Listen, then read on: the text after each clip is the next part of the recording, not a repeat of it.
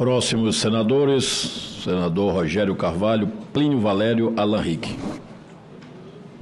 Senhor presidente, senhoras e senhores senadores e senadoras, senhor presidente do Banco Central, Roberto Campos Neto, nós aprovamos uma lei que permitiria ao Banco Central a substituição dos depósitos, das operações compromissadas para fazer gestão monetária, ou seja, a gestão da liquidez interbancária, que impacta de forma decisiva na dívida bruta brasileira, que é o que é tomado como referência para avaliar o endividamento do país e o comprometimento do PIB em relação à dívida. Essas operações compromissadas estão na casa de 1,2 trilhões de reais e nesse período apenas 65 bilhões foram retirados da dívida bruta, o que mantém a dívida bruta brasileira num patamar 16, até a gente tinha uma expectativa do próprio Banco Mundial de que a gente poderia reduzir a nossa dívida em até 25%, né, caso nós substituíssemos as operações compromissadas por a remuneração do depósito voluntário.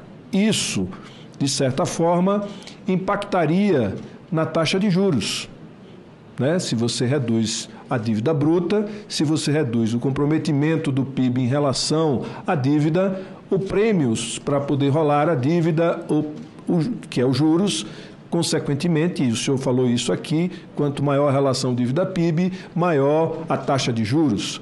Acontece que Vossa Senhoria tem dito que precisa de um ajuste na legislação em função dos fundos, etc., e até o momento não foi encaminhado nem articulado pelo Banco Central com o Congresso, considerando a autonomia do Banco Central, para que a gente pudesse dar mais esse instrumento ao Banco Central para reduzir a nossa dívida bruta em 16%, por exemplo, ou seja, ao invés de 7,3 trilhões, cair para 6 trilhões, é uma redução significativa da nossa dívida bruta. Essa é a primeira questão.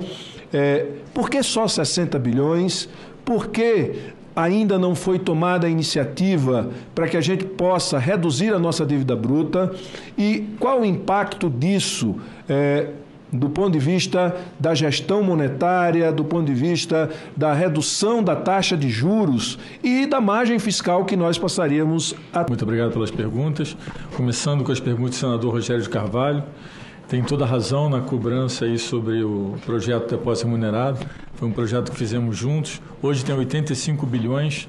O potencial só de depósitos remunerados no mundo bancário, que é o que o Banco Central consegue atuar hoje, é 260 bilhões. Né? A gente tem hoje 1,14 trilhões de compromissados.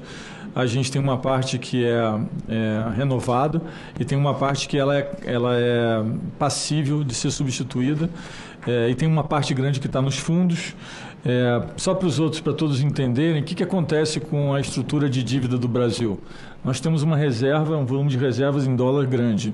Como é que as reservas foram compradas? Os governos anteriores emitiram dívida e compraram as reservas. Então, é como se tivesse o balanço que de um lado tem uma dívida que você emitiu, um passivo, do outro lado tem uma reserva ao dólar, que é um ativo. O que acontece é que na contabilidade que a gente usa, é como se você tivesse um descasamento entre o ativo e o passivo.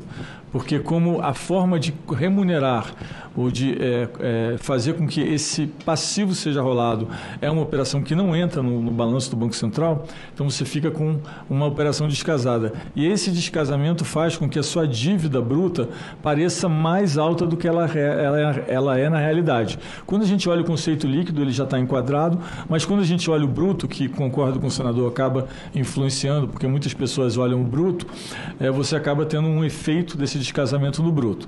O que o depósito remunerado faz? faz? Ele pega essa compromissada que tem descasamento de balanço e transforma em depósito remunerado que fica dentro do balanço do Banco Central. Então ele elimina esse descasamento e com isso ele faz com que a dívida bruta, o conceito de dívida bruta, caia, né? Então a gente fez 85 bilhões, a gente de fato precisa encaminhar o projeto, me comprometo aqui de encaminhar o projeto para ter um maior alcance, mas só gostaria de dizer que ele tem outras vantagens além da dívida bruta. Tá?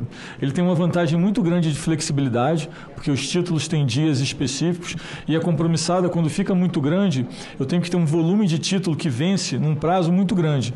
E para rolar a compromissada, eu preciso rolar os títulos. E tem um custo de rolagem muito grande quando você tem um volume de título muito grande vencendo no curto prazo.